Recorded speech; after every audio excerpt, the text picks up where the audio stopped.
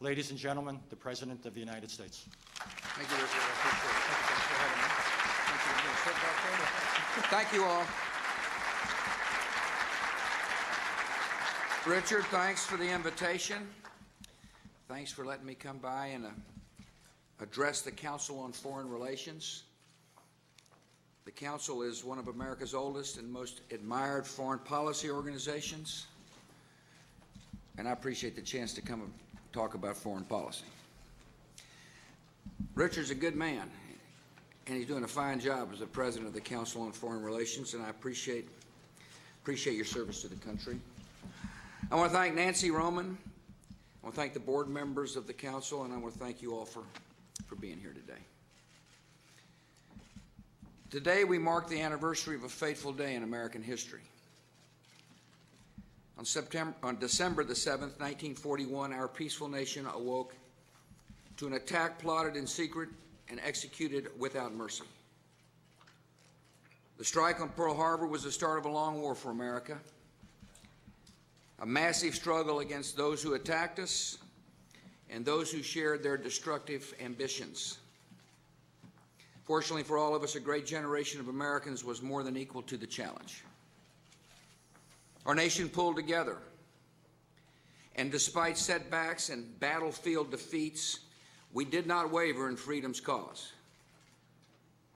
With courage and determination, we won a war on two fronts. We liberated millions, we aided the rise of democracy in Europe and Asia. We watched enemies become allies. And we laid the foundation of peace for generations.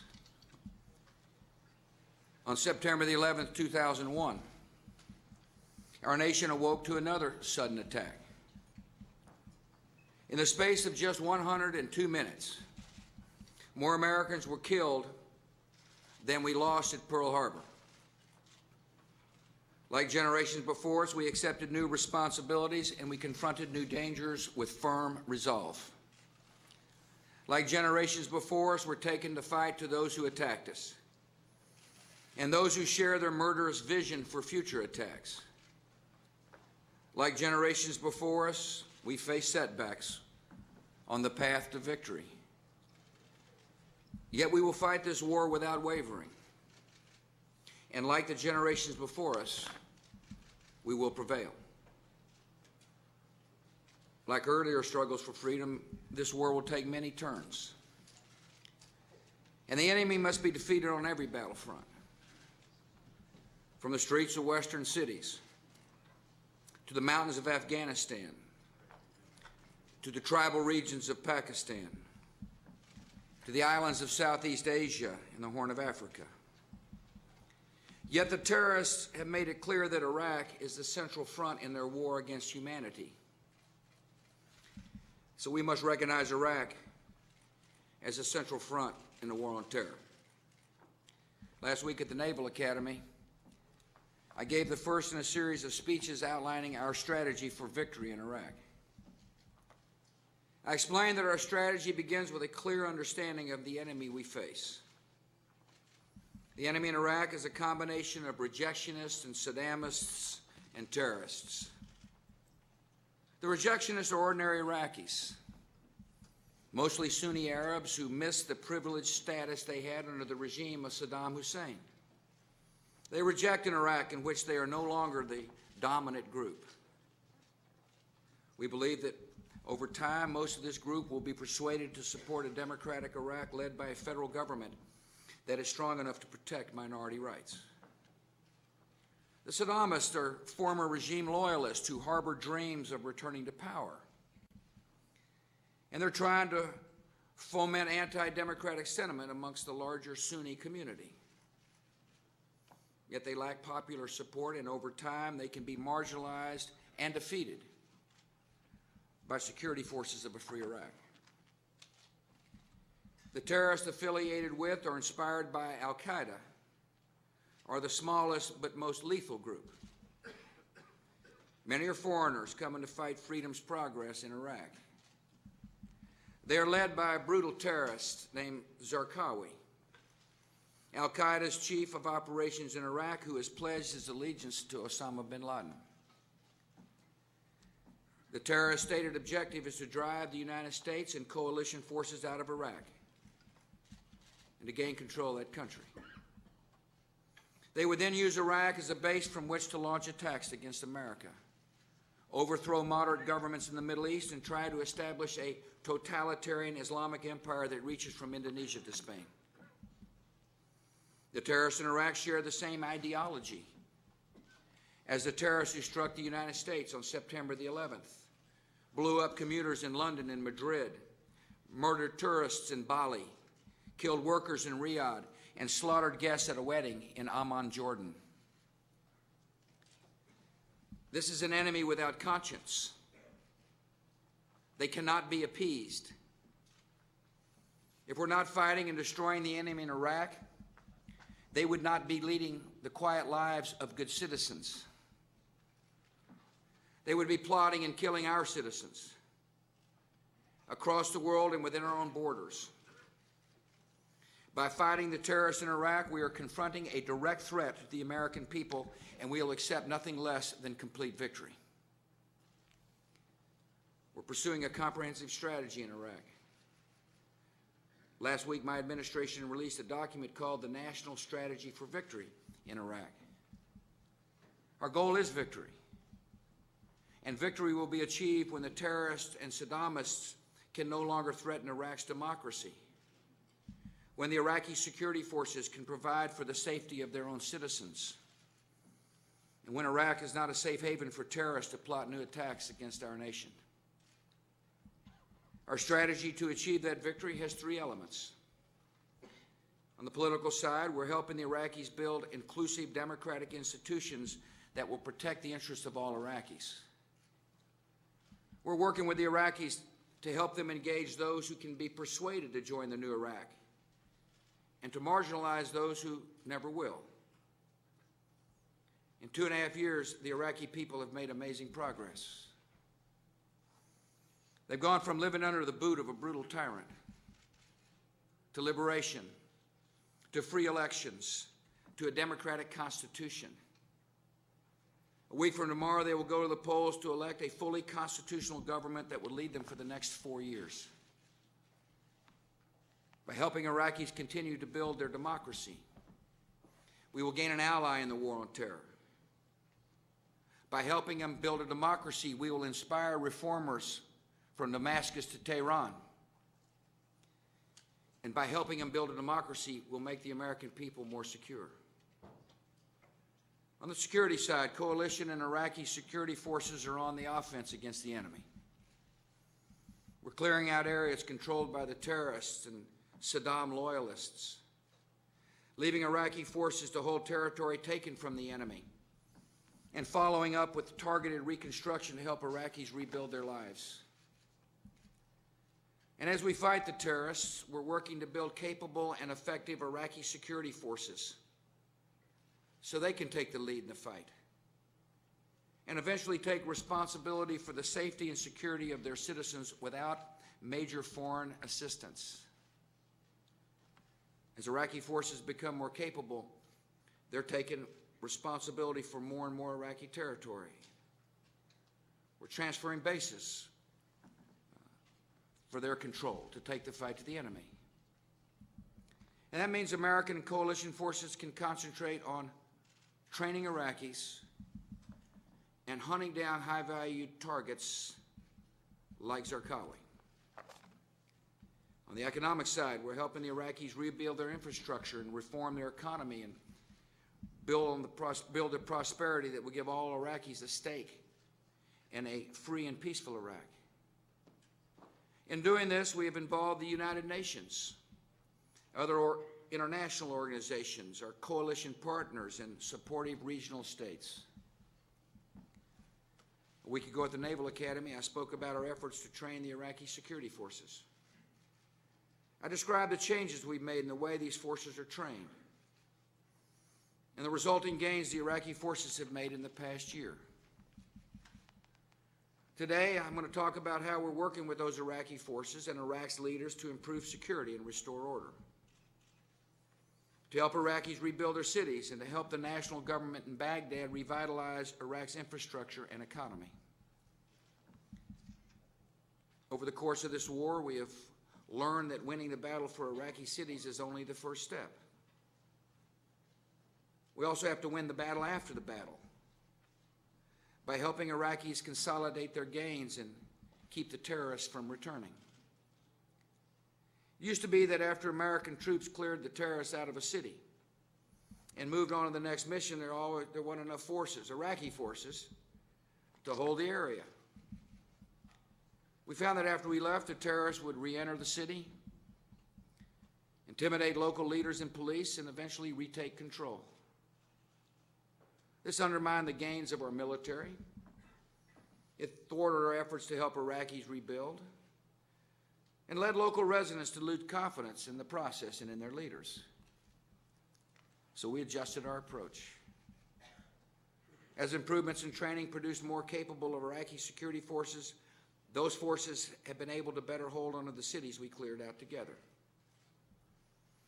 With help from our military and civilian personnel, the Iraqi government can then work with local leaders and residents to begin reconstruction, with Iraqis leading the building efforts and our coalition in a supporting role. This approach is working, and today I want to describe our actions in two cities where we have seen encouraging progress: Najaf and Mosul. The city of Najaf is located about 90 miles south of Baghdad, and it's the home to one of Shia Islam's holiest places, the Imam Ali Shrine. As a predominantly Shia city, Najaf suffered greatly during Saddam's rule. Virtually every element of infrastructure and basic services had been crippled by years of insufficient maintenance. In 1991, thousands of Najaf residents were killed during a brutal crackdown by the dictator. Our troops liberated Najaf in 2003. Yet about a year later, the city fell under the sway of a radical and violent militia. Fighting in the streets damaged homes and businesses, and the local economy collapsed as visitors and pilgrims stopped coming to the shrine out of fear for their lives. In the summer of 2004, we discussed the growing problem in Najaf with Iraq's political leaders, and the coalition and Iraqi government decided to retake control of the city. And we did. Together, coalition and Iraqi forces routed out the militia in tough urban fighting. It was an intense battle. Our guys performed great, and so did the Iraqi forces. Together with the Iraqi government and the Shia clerical community, we forced the militia to abandon the shrine and return it to legitimate Iraqi authority. The militia forces agreed to disarm it and leave Najaf. As soon as the fighting in Najaf ended, targeted reconstruction moved forward. The Iraqi government played an active role, and so did our military commanders and diplomats and workers from the U.S. Agency for International Development. Together, they worked with Najaf's governor and other local officials to rebuild the local police force, repair residence homes, refurbish schools, restore water and other essential services, reopen a soccer stadium, complete with new lights and fresh sod. 15 months later, new businesses and markets have opened in some of Najaf's poorest areas. Religious pilgrims are visiting the city again. Construction jobs are putting local residents back to work. One of the largest projects was the rebuilding of the Najaf Teaching Hospital, which had been looted and turned into a military fortress by the militia. Thanks to the efforts by Iraqi doctors and local leaders, and with the help of American personnel, the hospital is now open and capable of serving hundreds of patients each day. Najaf is now in the hands of elected government officials, and elected provincial councils at work, drafting plans to bring more tourism and commerce to the city. Political life has returned, and campaigns for the upcoming elections have begun, with different parties competing for the vote. The Iraqi police are now responsible for day-to-day security in Najaf. An Iraqi battalion has consumed control of the former American military base, and our forces are now about 40 minutes outside the city. U.S. Army Sergeant explains our role this way: we go down there if they call us. And if that doesn't happen, and that doesn't happen very often, usually we just stay out of their way. Residents of Najaf are also seeing visible progress, and they have no intention of returning to the days of tyranny and terror. One man from Najaf put it this way: 3 years ago, we were in ruins. 1 year ago, we were fighting in the streets. Now look at the people, shopping and eating and not in fear. There's still plenty of work left to be done in Najaf. Like most of Iraq, the reconstruction in Najaf has proceeded with fits and starts since liberation. It's been uneven. Sustaining electric power remains a major challenge, and construction has begun on 3 new substations to help boost capacity. Because there's a shortage of clean water, new water treatment and sewage units are now being installed. Security in Najaf has improved substantially, but threats remain. There's still kidnapping, and militias and armed gangs are exerting more influence than they should in a free society. Local leaders in Iraqi security forces are confronting these problems, and we're helping them. Another area that has seen tremendous gains is the ancient city of Mosul. Mosul is one of Iraq's largest cities, and it's the home of a diverse population of Sunni Arabs, Kurds, and other ethnic groups. Mosul is also the city where our troops brought to justice Saddam's sons in the summer of 2003. In the months after liberation, Mosul was relatively quiet. And so we began to redeploy our forces elsewhere in the country. And when the terrorists and Saddamists infiltrated the city, the Iraqi police were not up to the task of stopping them. These thugs intimidated residents, and they overwhelmed the police.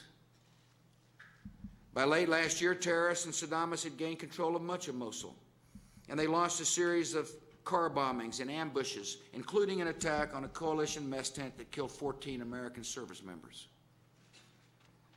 The terrorists and Saddamists killed innocent Iraqi civilians, and they left them in the streets with notes pinned to their bodies threatening others.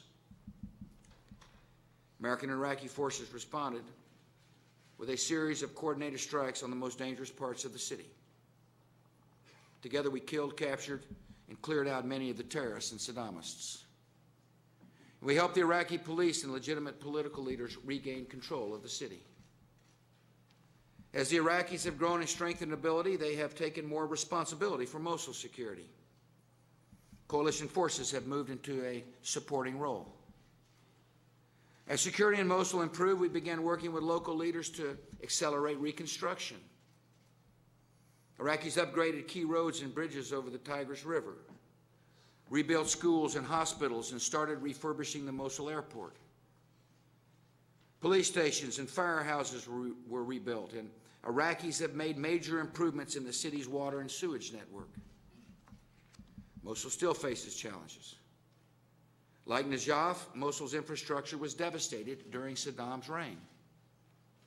The city is still not receiving enough electricity, so Iraqis have a major new project underway to expand the Mosul power substation. Terrorist intimidation is still a concern. This past week, people hanging election posters were attacked and killed. Yet freedom is taking hold in Mosul, and residents are making their voices heard.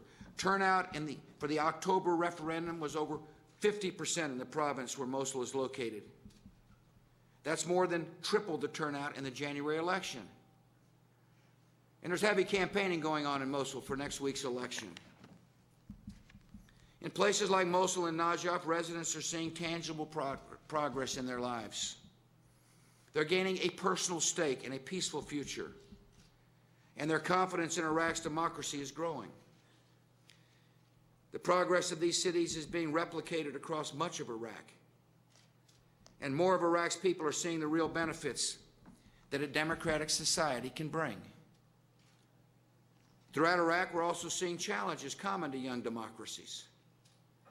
Corruption is a problem at both the national and local levels of the Iraqi government. We will not tolerate fraud. So our embassy in Baghdad is helping to demand transparency and accountability for the money being invested in reconstruction. We've helped the Iraqi people establish institutions like a Commission on Public Integrity and a stronger Supreme Board of Audit to improve oversight of the rebuilding process. Listen, the Iraqi people expect money to be spent openly and honestly, and so do the American people. Another problem is the infiltration of militia groups into some Iraqi security forces, especially the Iraqi police. We're helping Iraqis deal with this problem by embedding coalition transition teams in Iraqi units to mentor police and soldiers. We're also working with Iraq leaders at all levels of government to establish high standards for police recruiting. In a free Iraq, former militia members must shift their loyalty to the national government and learn to operate under the rule of law. As we help Iraq's leaders confront these challenges, we're also helping them rebuild a sound economy that will grow and deliver a better life for their people. Iraq's a nation with the potential for tremendous prosperity. The country has a young and educated workforce. They got abundant land and water, and they have among the largest oil resources in the world. Yet for decades, Saddam Hussein used Iraq's wealth to enrich himself and a privileged few. As he built palaces, Saddam neglected the country's infrastructure. He ruined the economy, and he squandered the most valuable resource in Iraq, the talent and the energy of the Iraqi people.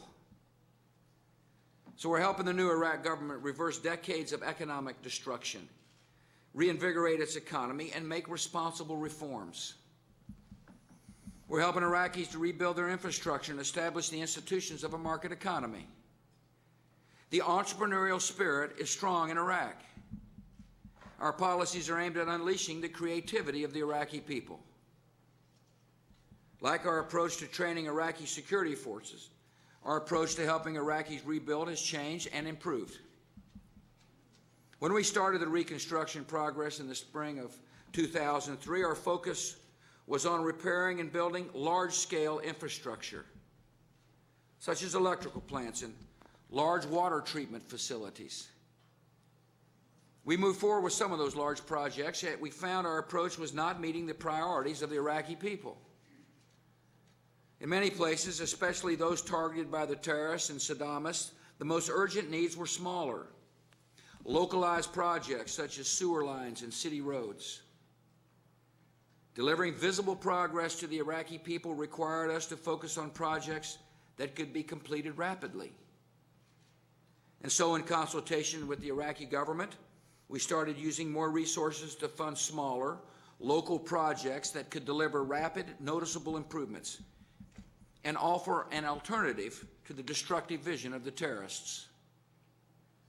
We increased the amount of money our military commanders had at their disposal for flexible use. We work with Iraqi leaders to provide more contracts directly to Iraqi firms. And by adapting our reconstruction efforts to meet needs on the ground, we're helping Iraqi leaders serve their people, and Iraqis are beginning to see that a free life will be a better life. Reconstruction has not always gone as well as we had hoped, primarily because of the security challenges on the ground. Rebuilding a nation devastated by a dictator is a large undertaking. It's even harder when terrorists are trying to blow up that which the Iraqis are trying to build. The terrorists and Saddamists have been able to slow progress, but they hadn't been able to stop it. In the space of 2.5 years, we have helped Iraqis conduct nearly 3,000 renovation projects at schools, train more than 30,000 teachers, distribute more than 8 million textbooks, rebuild irrigation infrastructure to help more than 400,000 rural Iraqis, and improve drinking water for more than 3 million people. Our coalition has helped Iraqis introduce a new currency, reopen their stock exchange, extend $21 million in microcredit and small business loans to Iraqi entrepreneurs. As a result of these efforts in Iraq's newfound freedom, more than 30,000 new Iraqi businesses have registered since liberation. And according to a recent survey, more than 3/4 of Iraqi business owners anticipate growth in the national economy over the next 2 years. This economic development and growth will be really important to addressing the high unemployment rate across parts of that country. Iraq's market-based reforms are gradually returning the proud country to the global economy. Iraqis have negotiated significant debt relief. And for the first time in 25 years, Iraq has completed an economic report card with the International Monetary Fund, a signal to the world financial community that Iraqis are serious about reform and determined to take their rightful place in the world economy. With all these improvements, we're helping the Iraqi government deliver meaningful change for the Iraqi people. It's another important blow against the Saddamists and the terrorists. Iraqis who were disillusioned with their situation are beginning to see a hopeful future for their country. Many who once questioned democracy are coming off the fence. They're choosing the side of freedom. This is quiet, steady progress. It doesn't always make the headlines in the evening news, but it's real, and it's important, and it is unmistakable to those who see it close up. One of those who's seen that progress is Democratic Senator Joe Lieberman. Senator Lieberman has traveled to Iraq 4 times in the past 17 months. And the article he wrote when he returned from his most recent trip provides a clear description of the situation on the ground. Here's what Senator Lieberman wrote about the Iraq he saw. Progress is visible and practical. There are many more cars on the streets, satellite television dishes on the roofs, and literally millions more cell phones in Iraq hands than before. He describes an Iraqi poll showing that 2/3 of Iraqis say they're better off than they were under Saddam Hussein. Senator Lieberman goes on, quote, "Does America have a good plan for doing this, a strategy for victory in Iraq? Yes, we do. And it's important to make clear to the American people that the plan has not remained stubbornly still, but has changed over the years." Senator says that mistakes have been made. But he goes on to say that he's worried about a bigger mistake. He writes, quote, "What a colossal mistake it would be for America's bipartisan political leadership to choose this moment in history to lose its will, and in a famous phrase, to seize defeat from the jaws of the coming victory." Senator Lieberman is right. There's an important debate going on in our nation's capital about Iraq. And the fact that we can debate these issues openly in the midst of a dangerous war brings credit to our democracy. In this debate, some are calling for us to withdraw from Iraq on a fixed timetable, without regard to conditions on the ground. Recently, one Democratic leader came out in support of an artificial deadline for withdrawal and said an immediate withdrawal of our troops would, quote, "make the American people safer, our military stronger, and bring some stability to the region," end quote. That's a wrong policy for our government. Withdrawing on an artificial deadline would endanger the American people, would harm our military, and make the Middle East less stable. It would give the terrorists exactly what they want. In a letter to the terrorist leader Zarqawi, the al-Qaeda leader Zawahiri has outlined his goals in Iraq with these steps, quote, "expel the Americans from Iraq, establish an Islamic authority over as much territory as you can to spread its power in Iraq, extend the jihad wave." The terrorists hope America will withdraw before the job is done, so they can take over the country and turn it into a base for future attacks. Zawahiri called the Vietnam War as a reason to believe the terrorists can prevail. He wrote, quote, "the aftermath of the collapse of American power in Vietnam and how they ran and left their agents is noteworthy. In the past, al-Qaeda has said that American pullouts from Lebanon and Somalia showed them that America was weak and could be made to run. And now the terrorists think they can make America run in Iraq, and that is not going to happen so long as I'm the commander-in-chief.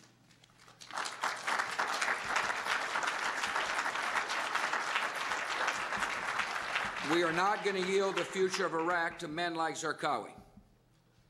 And we're not going to yield the future of the Middle East to men like bin Laden. We will complete our mission in Iraq and leave behind a democracy that can govern itself, sustain itself, and defend itself. Our military will continue to hunt down the terrorists in Iraq and to prepare the Iraqi security forces to take over more of the fight and control more of the territory on their own. We will continue to help the Iraqis rebuild their cities and their lives so they can enjoy the prosperity that freedom brings. We will continue to stand with the Iraqi people as they move forward on the path of democracy. And when victory is achieved, our troops will then come home with the honor they've earned. Next week, I will discuss the political element of our strategy in greater detail. How we're helping Iraqis build a democracy that will be a strong ally in this global war against the terrorists. One of the great lessons of history is that free societies are peaceful societies. And free nations give their citizens a path to resolve their differences peacefully through the democratic process. Democracy can be difficult and complicated and even chaotic. It can take years of hard work to build a healthy civil society. Iraqis have to overcome many challenges, including long-standing ethnic and religious tensions and the legacy of brutal repression. But they're learning that democracy is the only way to build a just and peaceful society, because it's the only system that gives every citizen a voice in determining its future. Before our mission in Iraq is accomplished, there will be tough days ahead.